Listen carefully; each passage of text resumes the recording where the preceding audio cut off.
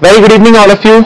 I just wanted to quickly take you through the legal aptitude section of the paper that just got over the NLU Delhi examination.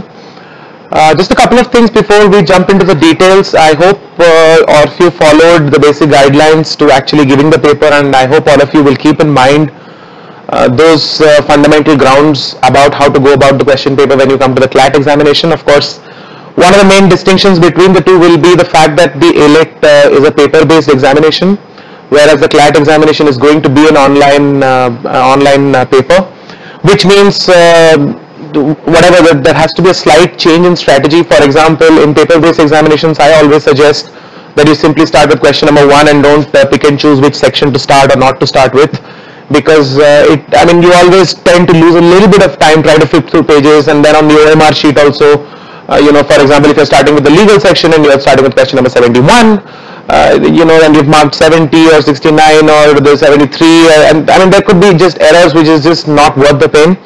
But those problems won't be there in the Clat examination. Secondly, the NLU Delhi paper, as you know, is not a negative marks based paper, whereas in the Clat examination you definitely have to choose a little bit about what to guess, what not to guess. I would suggest that if you have a doubt between two options when it comes to the Clat paper, definitely do go ahead and guess. If you have a doubt in all 4 options, that's not guessing anymore. But of course in the NLU Delhi paper, you really had to attempt all the questions, whether you knew the answer or not, because there's no negative marking. So God willing, you might as well get that 1 mark. If not, then well, you don't lose anything for attempting the paper. Now, the legal section was a healthy mix of the four broad areas. I think there were very few questions on criminal law to be particular. There are quite a few questions on general awareness and current affairs, whether it's about the GST or the maternity benefits bill, arbitration, mediation, taxes, and so on and so forth. So it is quite a healthy mix of a lot of things. Now, as far as what I particularly want to discuss in terms of the question paper, there are a few questions which my team at least thought the answer has to be different. So I just really want to, of course, and we're going to communicate the same because the current answer sheet is provisional in nature as informed by NLU Delhi. So we're going to communicate them, but I just wanted to highlight those issues. So over the next 2 days while you're preparing, and while NLU Delhi is also taking a relook at those answers, at least you don't feel hassled or stay out of touch or out of the loop.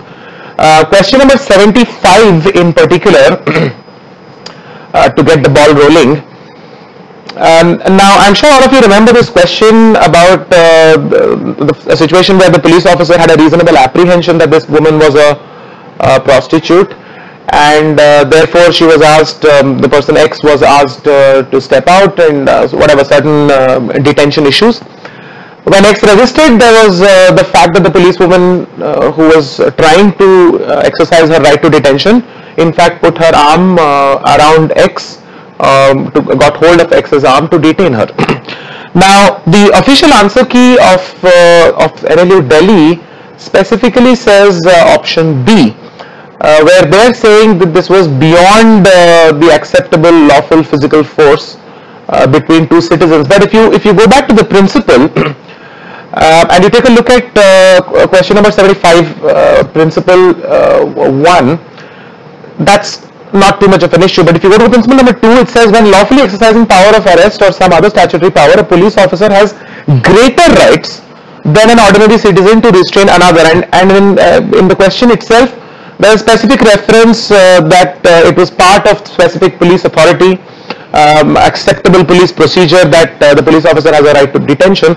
Therefore, it is our belief that the correct answer definitely should be option C here, and that's what we are in the process of communicating to the Ailet committee as well. So for those of you who've marked option C, you definitely have my vote on the correct answer, and I hope we'll get it changed, because the reasoning seems completely flawed if it comes to option B. Then we had question number 78, which I thought was actually an absolutely open and shut case, because here I don't even have a confusion, or I think there's not even a scope for disagreement. The answer given for this particular question was option B, as far as the official key or the provisional official key is concerned. But whether the Harrier training is an ordinary use of land or not isn't really the issue at all, because what it is it's definitely for public welfare, because it's in relation to military activity, it's in relation to the enhancement of the quality of performance of the Air Force and the pilots and so on and so forth. So D should not be required to bear the cost of public benefit versus whether it is a public welfare activity. If you go back to the principle on the previous page, if you look at the last line, when the public welfare requires it, a nuisance may be permitted for special purpose. Now, obviously, training of the Harrier jet pilots, etc., is a specific purpose. There is a clear public welfare involved, because it's an enhancement of military activity. So, I mean, our answer is definitely option A in this case, and that's what we're again in the process of communicating to the Ailet committee. Coming to question number 85.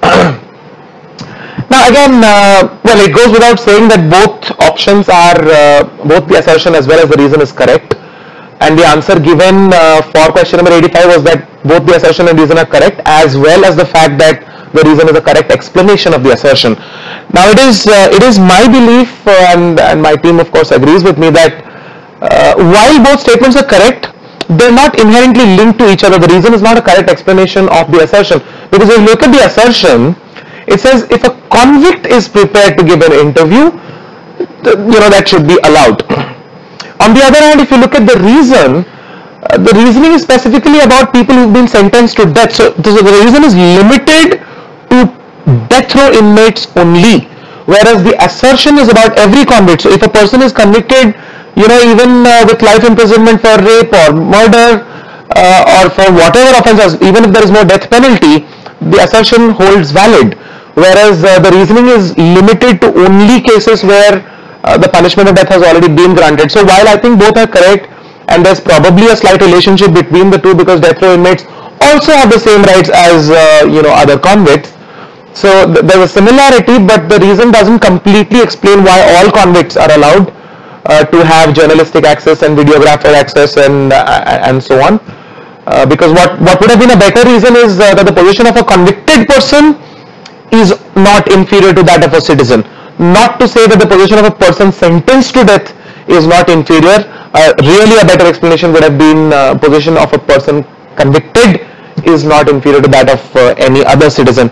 And I think the last question that I want to take up is in the legal GK section, which is question number 92. Well, I know that the correct answer, of course, is in Chennai, and it was set up on in April 2005. The complication is Chennai is in Tamil Nadu, so it's just that not that there's any complication in terms of the validity of the answer. The answer given by NLU Delhi is option B, and I think B is an absolutely correct answer. But the problem is C, because Chennai is in Tamil Nadu, and while Tamil Nadu is the correct answer because it was established in Chennai, Chennai is also a correct answer because, well, it was established in Chennai. So I really don't know how to choose between the two. If the idea is that we're going to mark the state as a better answer, because or the fact that the convention and mediation center is called the Tamil Nadu Mediation and Conciliation Center, if that's the criteria, then Tamil Nadu. But I think both those explanations still don't go on to explain why Chennai is an incorrect answer, because if you look at the framing of the question is established in, and Chennai and Tamil Nadu both are correct answers. So I would really hope that NLU Delhi sort of corrects their obvious mistake and gives full marks to people who've marked B and full marks to people who've marked option C. So just some of these clarifications that I wanted to point out for all of you. We are, of course, we're going to upload a very detailed analysis of each and every question, about why the explanation and the answers are correct. So we've got full length explanations for each of the questions as well as the answers, including the 4 that I discussed with you guys.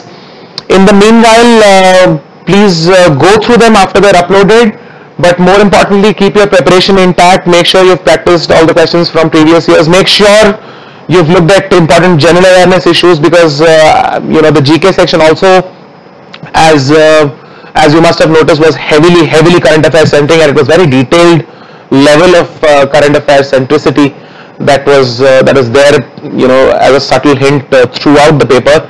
So assuming the Clat also comes up with that kind of a structure, you should definitely be prepared, and I hope all of you are.